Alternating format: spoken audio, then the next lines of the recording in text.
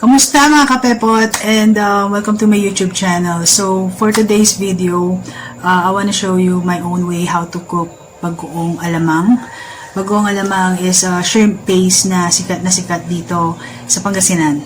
Kakatapos ko lang i-upload yung latest or last kong video, which is some facts about me. So if you haven't watched that video, just click the link at the top. I'm not sure kung saan mag-appear, pero please watch on that, and if you like that video, please don't forget to like on that video.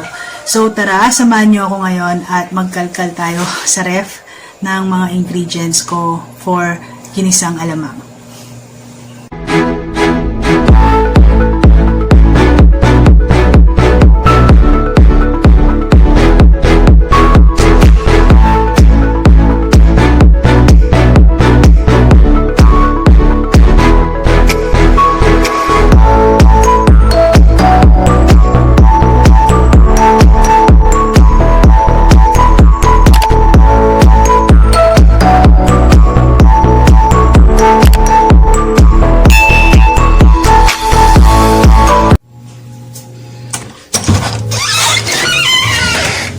So, itong ref, tingin tayo, bagoong, there,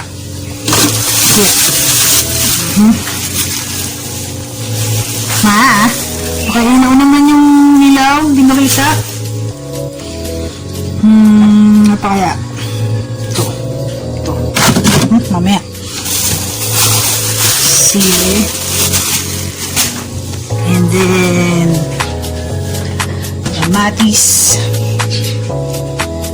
Masarap sa agamang yung maraming sibuyas. Pero kaya sibuyas?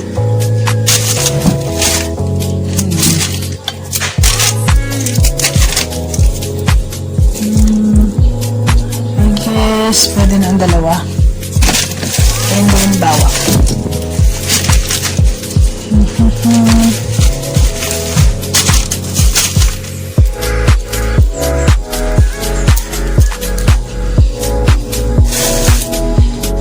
So, meron na tayong mga ingredients. Ngayon, kailangan ko silang chop-chopin at igisa.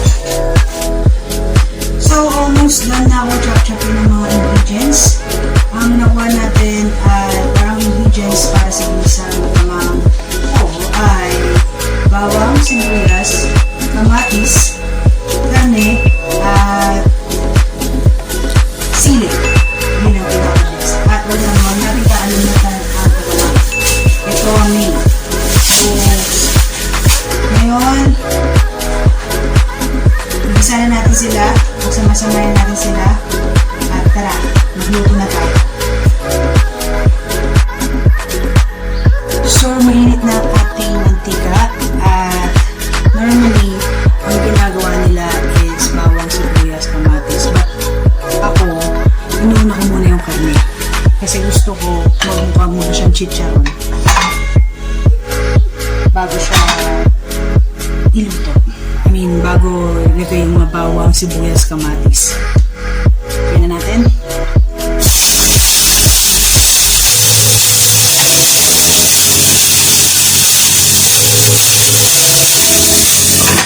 So, ganyan.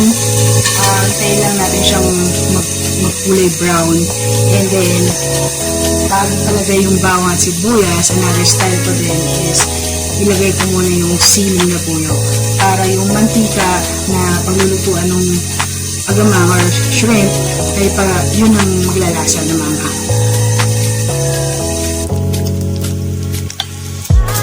So as you can see, brown na siya.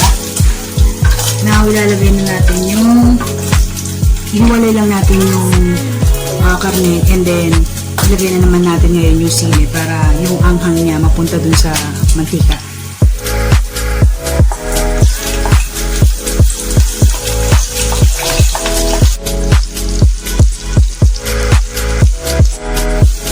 Kasi tansyahan lang yung gagawin mo kung kailan mo yung huli. Minsan, maamoy na, tulad niya ito, naamoy ko na yung sili.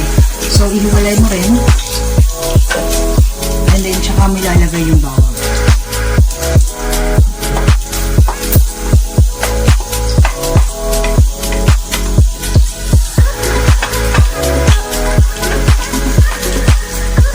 kasi medyo lumabas yung taba ng baboy.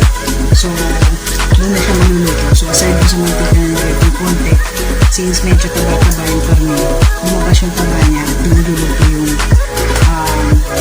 sili at saka itong bawang sibuyas at kamatis na paglulutuin natin, pagkahaluin natin. Siyempre, kapag naging brown na yung bawang, then lagyan natin yung sibuyas at kamatis.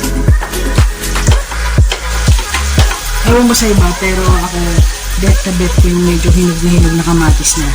Tapos, from there, gusto ko yung lumalabas yung katas niya bago ilagay yung agamang. Or kahit sa ang klase ng ginisa, gusto ko makalabas muna yung katas niya bago isusunod yung ibang ingredients. A few moments later.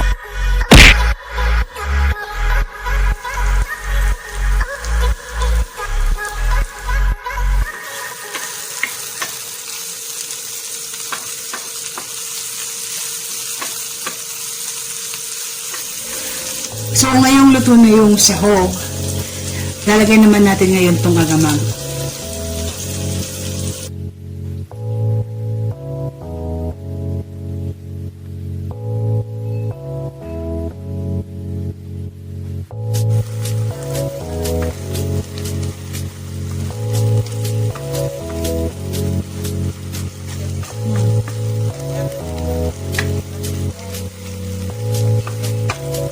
And so finally, luto na siya. So, may mga kamatis dito. Masarap na combination sa agamang, alamang, bagoong. Ito na siya.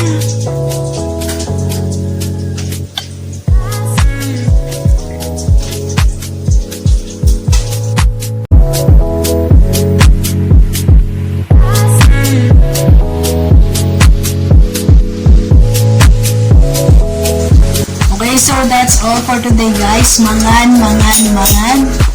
Ha! So I hope you like this video, and if you do, please don't forget to subscribe to my YouTube channel and like this video, and see you next time.